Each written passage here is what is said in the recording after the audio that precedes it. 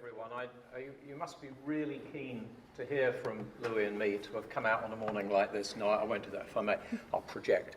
And I'm very grateful to you. I'm very grateful to have been invited. Who thinks that IPD or collaboration involves some extra risk? Let's have a show of hands. Does nobody? There we go. Good, because you're the people I need to speak to. You think it involves some extra risk.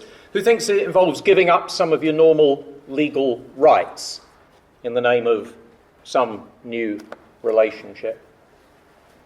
Yeah, some people really do, and there's, it's fine to think that. It's just not correct, or not in my world anyway. So I'm going to talk from what I hope is a practical angle, looking at particularly the risk management side. Now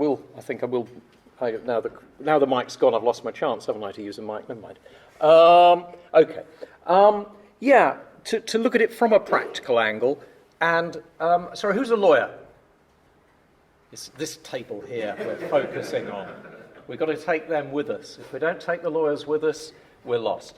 So I'm going to try and look at it from the point of view of the people who mop up after the disputes have occurred, and to persuade them and you that there are ways of avoiding those disputes occurring by a set of integrated preparatory processes. Now, the title is IPD. To me, that's very confusing.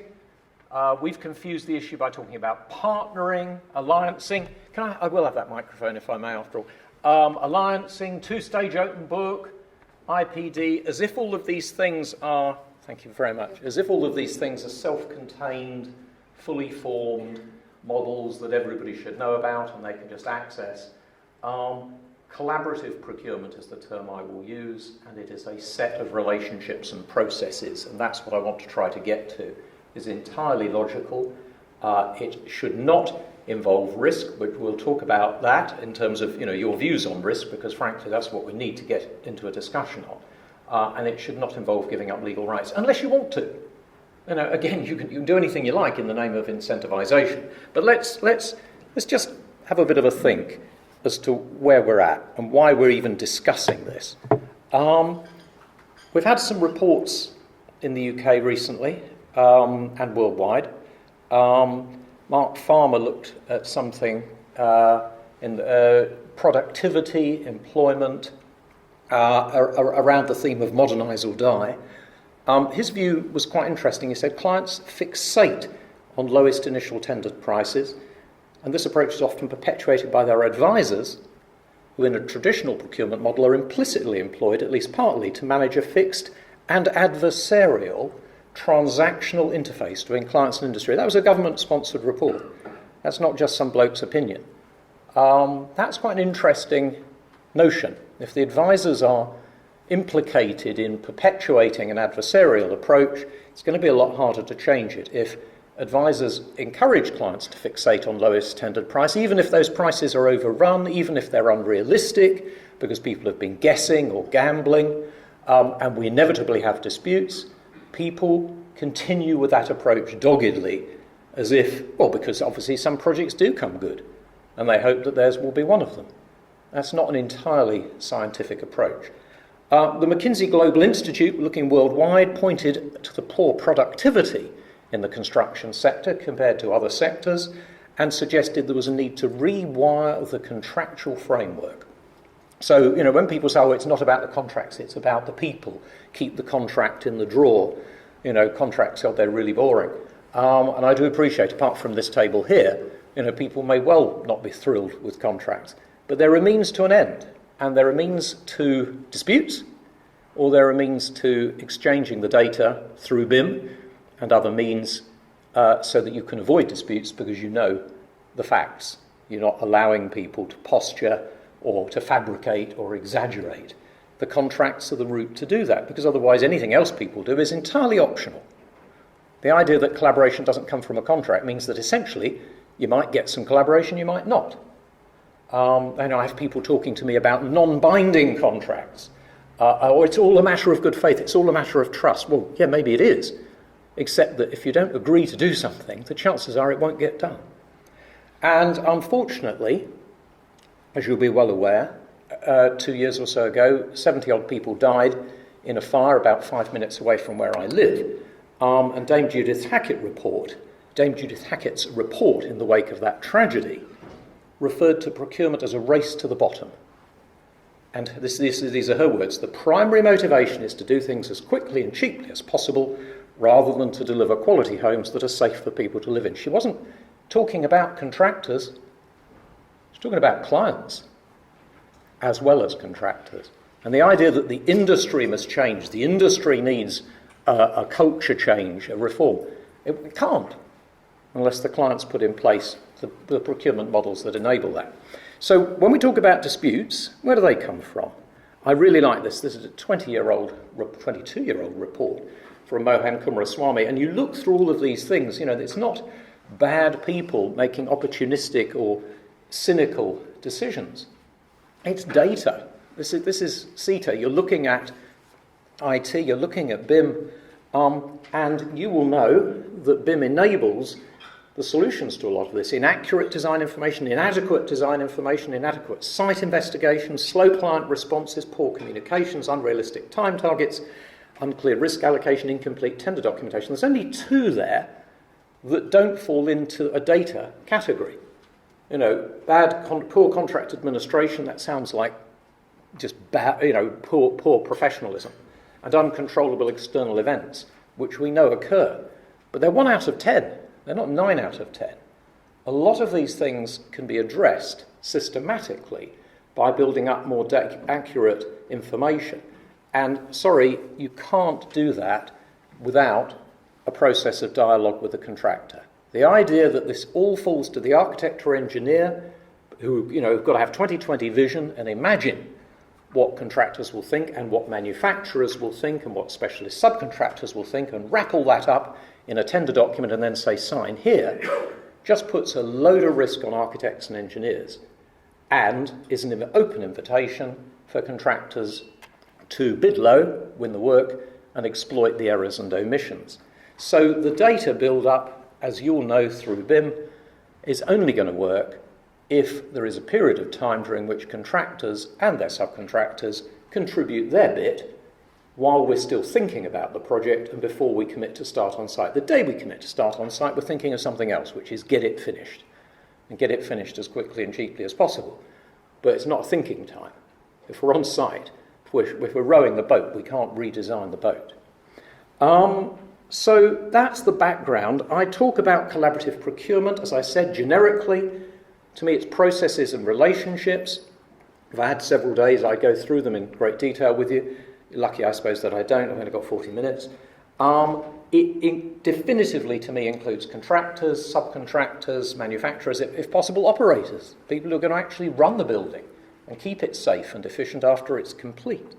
And it's ways, just like BIM, for them to develop, share, and apply information in the ways that we don't want to.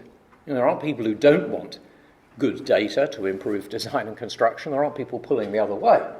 There's just people who are very nervous about exchanging that data and about commenting on other people's professional sphere of influence in case they get sucked into an uninsured liability. Well, I'm sorry, you can segregate that in a team arrangement. You don't have to work in silos in order to ring-fence your professional responsibility. So we've looked, why am I in a position to say these things? I was 35 years in private practice and 6 years in academia. Suddenly I've got loads of time. And suddenly, because I don't cost any money, I'm immensely popular. And so we've got a lot of contacts. We built up 50 case studies. They're in the book, for which I've shamelessly put a flyer with a 20% discount on your tables. And we've looked at successful collaborative projects and, more importantly, unsuccessful ones. We need to look at what works and what doesn't work. And the successful ones have had these early contractual commitments, early conditional appointments of the contractor, not a blank check, a way of building up cost, design, time, risk, data, testing. There's a minimum. Testing. the consultant assumptions, rather than saying, well, they're obviously right because someone has tendered for this job and signed their life away, job done, actually having a process of due diligence, as you would if you were buying a house, as you would if you were buying a company. We do due diligence on the assumptions we've made by actually having a structured process of a joint review. It gives away no legal rights at all. But people, it certainly is about people. People can mess this up. I'm sure we will talk in the context of early contractor involvement about the Children's Hospital, and I will not have the same insights that you will. But, you can call something early contractor involvement and it still doesn't work. You can call it alliancing and it still doesn't work. You actually have to do a series of things that are designed to deliver the result you want. And people are fundamental to that. So one of the techniques that we've done is to name people. Not with liability, but as representatives of organisations to meet when required, to head off trouble, to discuss bright ideas. They've been deemed the core group in the contracts that I will touch on, PPC 2000 and FAC 1, or the Alliance Board in an NEC Alliance contract, which I won't talk about today because I think it is an extraordinarily strange and risky contract, which may pique your curiosity, and if you ask questions about it, I'll tell you why I've said that. But I'm more familiar with the core group under PPC and FAC, and I will come back to that. People are important, but people, just like with a board of directors, need authority, terms of reference, and protection from personal liability. And then you can get people to do different things if, of course, they're the right people in the first place. So I'm going to talk about an alliance contract. I'm going to talk about two forms of alliance contract, one at a project level. I wrote this nearly 20 years ago now, PPC 2000. There's loads and loads and loads of case studies of this contract, which is a multi-party, single project contract with early contractor involvement under a conditional appointment, setting out the processes of design development, the processes of testing cost, the processes of testing the right subcontractors, processes of joint risk management, which I'm going to talk about in a little while. It's out there. It has not taken the UK by storm. I got up to, at its peak, 6% of all UK projects were being procured under this form. It has been to court twice in 19 years, so for disputes lawyers it is a very unattractive form. It has delivered uniformly good results, but people don't like to change from their familiar forms of contract. And the selling power of JCT and NEC and FIDIC makes the gentle Association of Consultant Architects who publish this look like amateurs. If you're going to, publishing is a cut-through business, and contracts come from publishers. So the intellectual argument that I would mount for this is dwarfed by the selling argument of name recognition. So I devoted a lot of my life to creating that, promoting it, documenting the case studies, and then after a while, at King's, I thought, well, maybe we should look at it more pragmatically. Maybe if people really want to keep their two-party forms of contract, their traditional forms of contract, we should look at the ways to add value alongside that by integrating those forms one with another, by integrating the project data one with another, by providing them with an opportunity to plan together, exchange data together, learn from project to project, but still keep their familiar forms of contract. And that's where FAC1 came from. That was published in 2016. It is a King's College initiative. We consulted 120 organisations on it, and it has had an extraordinary degree of uptake because, of course, it's pushing at a more open door. If people are allowed to use their familiar forms for all the pro formas of delivery on site, they're not changing everything they do, and it becomes an easier entry point. It's integrated multiple projects, it's integrated complex projects, and it's been used as an integrator for BIM. And I'll give you some case studies. That's what this talk is primarily about. So contract-driven collaborative procurement depends on contracts that create systems, not contracts that give up rights. If we have pain gain or no blame or cost plus or new insurances. They're all options if you want to do them, but that's not what I'm talking about. I'm talking about the process of building up more accurate data earlier on. In terms of FAC, that's my very sophisticated graphic, it wraps itself around other contracts. It deals with award processes, measures of success. It expressly deals with digital technology and BIM.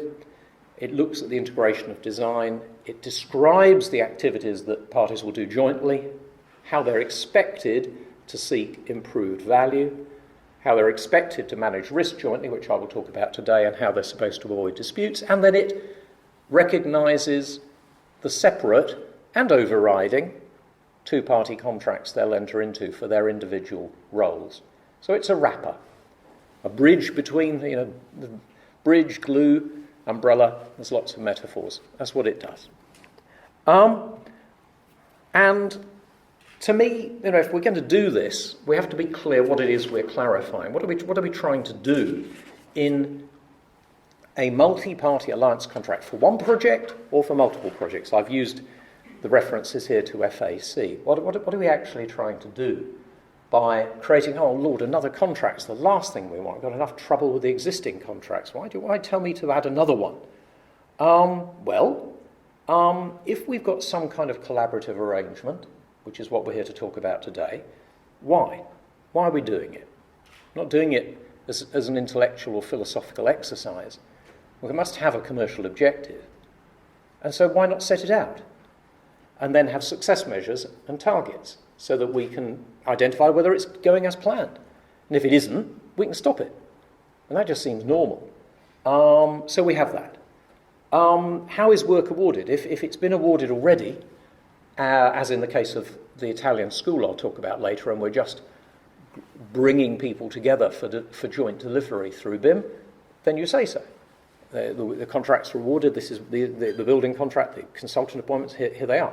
But equally, if we're looking at multiple projects and they haven't all been awarded yet, is there a competitive procedure within a group of contractors, a group of consultants? You'll be familiar with framework agreements.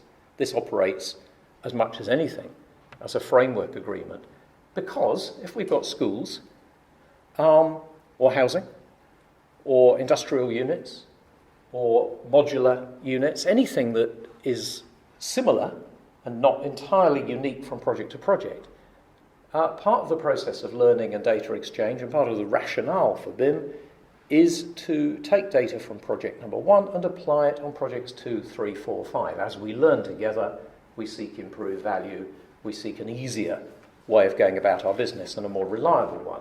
That's what this contract is designed to capture. And that's, again, is what we all want to do. And we have people with strong personalities who seek to take the lead to make it happen. But if they're not supported by contractual processes, their job is enormously harder.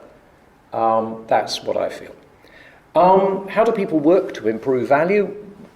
To me, we're not just sitting passively with a contract saying, we've got the work now, or we've got the prospect of work, let's wait and see what goes wrong. There is, if you're in a club, if you're in a group, the assumption is going to be trying to do something you wouldn't do if you weren't in it. And again, as I say, particularly on multiple projects, you earn the right to stay on a preferred list of those who don't have to go through an EU procurement process again. If you're in a team on a complex project and it has a high profile, and we're familiar with those sorts of projects. I mentioned one in Ireland earlier. You have to mandate activities that will improve value. Otherwise people won't, they'll say, oh thanks, I've got the big project, I'll just treat it like every other damn project. We're not going to all jump out of bed earlier unless we're given the rules by which we're doing these new things. So alliance activities, joint risk management, timetable. How do we integrate the work? We've got, BIM is the great integrator. I've already mentioned the core group. We have to protect our intellectual property rights, as the lawyers, my tribe here, will tell you. You put people in a multi-party arrangement, which this is, you immediately worry about information leaking between them inappropriately. and damaging their businesses and damaging and increasing their liability because of a mistake as to the interpretation. But you write the rules for that under two-party contracts, and of course you write them under multi-party contracts. And what's in it for people? I suppose this is the big one. When I look at an individual project, I'm going to give you an example later on of a €5 million Italian school delivered very successfully through this medium. I think that only works because it was the first of its kind, and it had enormous support from the municipality, from academics. It was a test case in Italy, and that's why such a small project attracted motivation to do things differently. You could do that, of course. If you've got the leaders who want to do things differently, they can attract a profile to their project that energizes people, even if it's a small project. But mostly, people are incentivized by the prospect of more work. The industry desperately needs a pipeline of work, and if we can draw projects together or phases of projects together to say, do this one right and you get some more, we are satisfying people's fundamental business needs in construction, whether they're architects, engineers or contractors. So you've got to have incentives. Saying, the contract's really clever is not the point. People will apply those clever systems if they've got a commercial reason to do so. They won't if they haven't. So I want to talk about risk management. There's an international standard for collaborative working that I find very, very helpful in relation to risk management. Who's familiar with ISO 44001? Right, everybody else is now. It's really interesting. When I read these things, I'm very, very sceptical because they're formed by committee for very wide-ranging application, not limited to construction in any way. And you think, what's he going to say? Is it going to make sense? This one really does make sense. Very, very interesting. And it underlines the importance of contracts. But when it looks at joint risk management, it talks about establishing and recording the process for joint risk management, recognising links into each organisation's existing processes. It talks about a joint risk register being reviewed at planned intervals, under a governance structure, and appropriate actions addressed. Absolutely. But you've got to put it in a contract. You can't have a free-floating risk register. Nobody will know what it is. You can't just say, we will apply ISO 44001 unless you contractually commit to do so. And what I like about this, when you gentlemen put your hands up about extra risk, there is this notion that an alliance, a multi-party contract, a collaborative contract creates some kind of soup in which all of the rights and obligations get mixed up. And with joint risk management, there's an example where you'd think, crikey, if we're all responsible for each other's risks, how is that insurable? How is that legally sustainable? I rather like this. The term joint implies that each partner makes a contribution to all risk management, and that effective collaboration is one where the parties share responsibility as far as is practical in supporting the individual risk of the partners. And that is a measured approach that needs to be described in detail. It is not some joint liability formula that terrifies us all because we've no idea where it's going to end. It is a proper approach. So I find that useful, and that's what I'd like us to keep in mind when I'm giving these examples, because the rest of this presentation is entirely case studies. And it starts with this one, Hampstead Ponds. These are reservoirs on Hampstead Heath. I don't know if anybody knows. You would know Hampstead Heath in London? A very beautiful park owned by the City of London Corporation with reservoirs. And if they overflowed, a lot of people at the bottom of the hill would drown. So they had to be subject to an extensive programme of works. There's lots of posh and famous people live around the edge of Hampstead Heath who like to swim in the ponds because they think that's cool, and who see them as very beautiful and don't want anybody messing with them.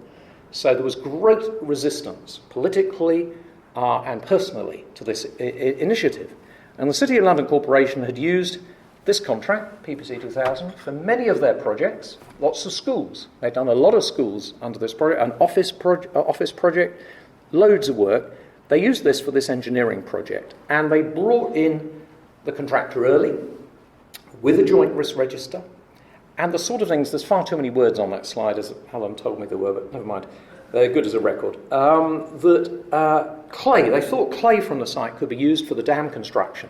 But as they did the ground investigation, they found that some of it was weathered, it wasn't suitable.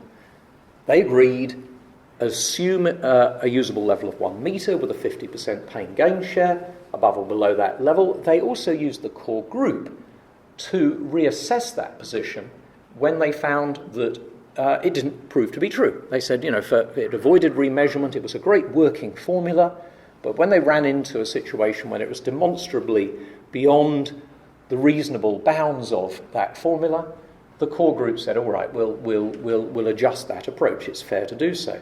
Now, okay, that's being good to the contractor. The contractor had made substantial contributions to design improvement, which I haven't listed up there, or there'll be even more words, in terms of intelligent use of precast rather than wet concrete, sheet piling, but they also got the project up and running. Because they were appointed early, they could come to meetings with the posh and famous people and explain how little disruption to their gilded lives would occur during this project. And they got them on side. And the bad press, the loud denouncements of this project disappeared. And they helped sustain that relationship through. Nobody, with the greatest respect, would have believed just the architect or engineer saying this. But to have the plant operators and the people who are actually going to work on site reassuring the stakeholders was very, very important to building relationships. They also, this is BAM, the contractor here, offered to reverse the sequence of the work so that the riskiest pond was done first. The client was very nervous about that, they wanted to do that last, but they actually did it in such an effective way, they bought a load of extra time, float that could be used to de-risk the project program. Now it's the book, there's a detailed case study in my book that goes through some of this in a more granular way, and indeed City of London Corporation would take questions on this, I'm sure. There's a really interesting dimension where they all went off to talk to the subcontractor in Yorkshire about one dimension of the prefabricated design. If you didn't have the contractor there, if you didn't have the subcontractor there ahead of start on site, how would any of that have occurred? None of it would have occurred. And so I hope that gives some notion. I now want to talk about a disaster, and it's not, it's a little bit distressing because this was the cladding of a tower block that was non-combustible. But it's a case study I've used for a number of years, but I'm not there, I'm not using it to make a comparison with Grenfell. I'm using it to describe how, to my mind, a collaborative approach can deal with risk. So that is when that project was on site. As you can see, the site is actually a dual carriageway. There's nothing under that block except road. And again, this form of contract, early doors, they jointly selected a cladding subcontractor who then went bust, not for reasons related to this project, but for economic reasons. And this was, a design and build warranty. No domestic subcontractor, no nomination here, but they've been through a joint selection process. The client and the QS and the architect and the engineer knew what the subcontractor cost because they'd selected the main contractor and then jointly tendered the subcontract. So when the subcontractor went bust, the client said, well, normal, D&B contract, domestic subcontract, let's see how they get out of that one. And the QS, hero on this job, small QS, Dave Pearson of Elliott's, with a massive housing association, Places for People, biggest in the UK, said, no. You're supposed to come to a core group meeting and hear what the contractor offers. Don't judge. And they said, no, we've never done that under our JCT. Under our traditional contract, we didn't have to go to some stupid meeting. We're a bit worried about that. And the QS said, no, you've got to go. It's this new form of contract. You've got to go. And they grumpily went along. And Kendall Cross said, yeah, contractually, legally, it's our liability. Domestic subcontract, design and build contract, no problem. However, as you well know, the next cheapest subcontractor, 40 miles outside Newcastle, substantially more expensive, would wipe out our profit. If you take liquidated damages off us for the delay, you'll put us into loss. And contractually, hey, you can do that. However, what we suggest is that we take on the cladding package ourselves, that we can take on the redundant employees, that we buy the cladding materials very cheaply from the administrative receiver, which we can, and that you give us an extra £7,352 and 4 weeks extension of time. And even the grumpy client could see that that was a sensible thing to do. It became a hell of a lot more sensible when the boot was on the other foot. Mobile phone companies had their aerials on the roof and refused to switch them off. So nobody wanted the sort of radiation. So the contractor said, we've got a problem here. The client said, we'll have one of those core group meetings. Let's get everybody together. Suddenly they could see this made sense. And the contractor said, well, look, you treated us fairly. We will deploy our people doing something else. We'll buy you a bit of time. If you get compensation from the mobile phone company, how about investing it in that window cleaning system that you said you couldn't afford? And that's exactly what happened. They got 40k in compensation from the mobile phone company, and they spent it on extras on the project. But in the meantime, the contractor made no claim, because this was collaboration in action. They could have legally made a claim, just like the client could legally have wiped out their profit. But if you're in the core group meeting and you have the data in front of you, and you can see the sense of an alternative approach, there's a much better chance that people will make the right decision. Not guaranteed, but it's a better chance. Okay, let's move to the world of BIM and a more recent project, very big project, £157 million prison in North Wales. The budget was £212 million. So strictly speaking, 26% savings. MOJ say, please don't go on about that because it makes us look like we budgeted badly. But nevertheless, this came in substantially cheaper than they had expected. Again, I have to say, with that, but more importantly, with a prototype of FAC around it, learning from project to project. So it's not, the other two I gave you were isolated projects, people collaborating for whatever reason within the confines of a single project under the relevant contractual machinery. My view is that that can work. It takes, leadership and commitment. But if you've got multiple projects under this collaborative alliance as well, this multi-project approach, you increase the chances. If you've got BIM for the exchange of data, you increase the chances yet again. So this is a case study. You can see the web link there. 38 weeks pre-construction work with the contractor appointed conditionally. No guarantee that they're getting any work at all. Sorry, no guarantee that they get to go on site. They're paid an agreed amount during that early period, working with the architect and the engineer, working with particularly their M&E subcontractor. So what happened? We had, this was Lend-Lease, the Australian contractor with Crown House. They value engineered the lighting from a Scottish project that the English MOJ hadn't heard about. And that's, that happens. The client is not fully connected to everything it's ever done. But there was a better approach used on Scottish prisons. So they said, right, we'll have that. Because Lend-Lease had done those prisons, they brought it, and Crown House had done those prisons, they brought it forward. They had a different building footprint, combining the energy centre with the entry building. This is changing the architect's design in a common sense way. Why not? It saved money, it made sense. They moved the multi-faith worship area from the cell blocks to the work area. They said people spend a lot of time at work, why don't they go and pray there, rather than have multiple praying areas in each cell block. They're not called cell blocks, they're called, residential accommodation or something these days. But anyway, they came up with ideas imported from other projects. Because they were working together on a blooming great big scheme, they reprogrammed to deal with an intervening general election. We have a lot of those, and overcame some really interesting problems. A shortage of precast. This was like a little town. So much precast needed. They had to go to multiple jurisdictions for that. They had asbestos mitigation on site, which saved £4 million and a huge amount of vehicle movement.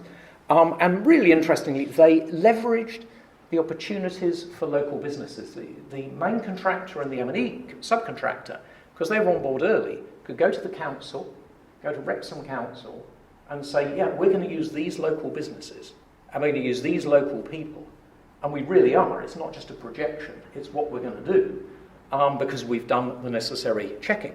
So for Wrexham, had to think, do we want an enormous prison on the edge of our town? This was quite persuasive for regenerating a very depressed local economy. It's a very poor part of North Wales, and this brought them a load of money, a load of jobs in the construction as well as the operation. Again, and in apprenticeship terms, they actually set up a skills academy on the site.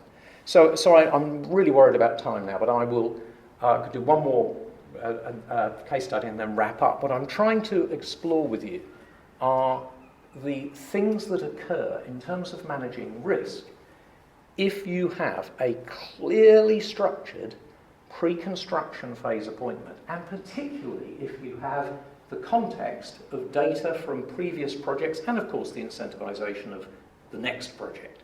Now, so you have the contractual machinery combined with the incentivisation. Things happen that I don't see how they could possibly happen under a traditional model. And there's no time or space for them to occur. So it's not like they'd have happened anyway. They just wouldn't. You wait and wait and wait, and then you go to the market, get a short, sharp consent to your designs and specifications, and the next thing you know, everyone's on site under a fixed paradigm set only by the client and consultant team, for better or for worse. Okay, last one. I beg your pardon, not last one, last one. FAC describes this joint risk management just as a matter of interest to get information in front of the core group. It has an early warning system, contractual obligation. Early warning is only given if people feel like it, but at least they know where it goes if they make the warning, and it was brought out in front of this group. And if things do go worse, they have the options of an independent advisor, conciliation, a dispute board, which I'm very happy to touch on, again, particularly with the legal fraternity in terms of, what happens if the core group doesn't agree, what happens if things don't go as planned. But there was another FAC prototype in the housing sphere, the London boroughs of Hackney and Haringey. It was a 2-client, 8 or 9 contractor, multi-party framework alliance that was, as I say, a prototype for that. Very, very interesting, housing refurbishment. I can give you the web link for that one as well. And this is a quote from the case study where they had potential disputes. I remember sitting in as mentor on that programme when things were getting a bit ugly. And the core group talked through how to deal with this in a pragmatic manner. Because, as I say, they had the full cost and time data. There was no point in people taking a position. In the meeting, you get out your laptop and you look at the agreed records of cost for subcontracts and programmes that were agreed, and you sort it out. They had that data plus the motivation of long-term relationships.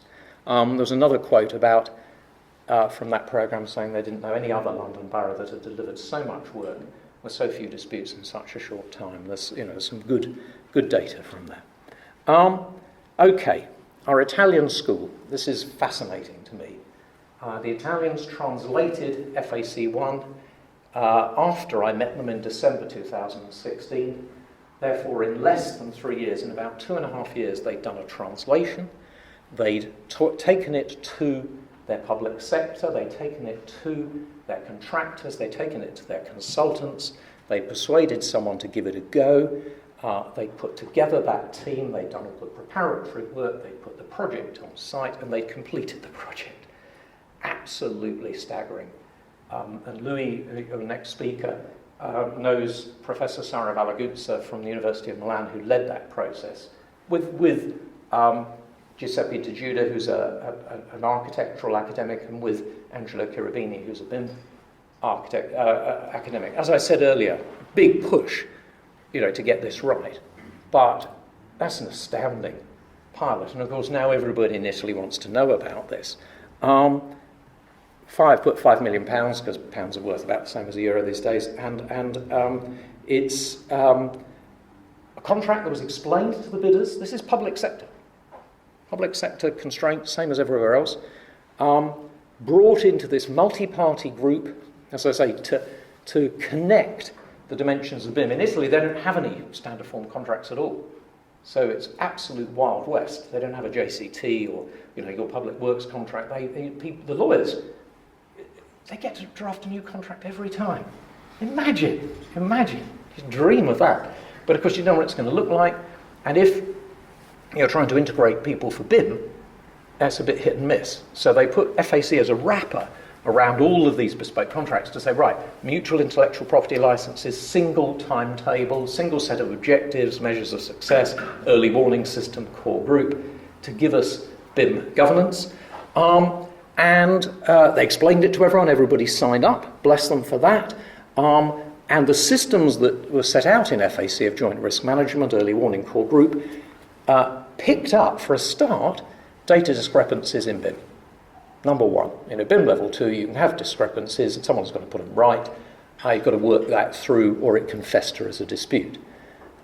Picked up a certain contractor reluctance to share information with their subcontractors. The thing that sorry, is anybody from a contractor? Sir, gentlemen.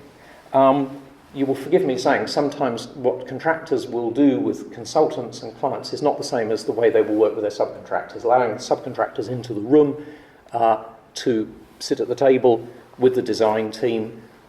Briefing them is sometimes counterintuitive if you feel commercially you're taking all the risk and you want to keep them under control. And the contractor was not fully engaging with the subcontractors. These systems enabled that to be picked up and sorted, and as a result we had subcontractor contributions to timber construction that led to cost savings and improved fire protection. We also got enhanced worker safety.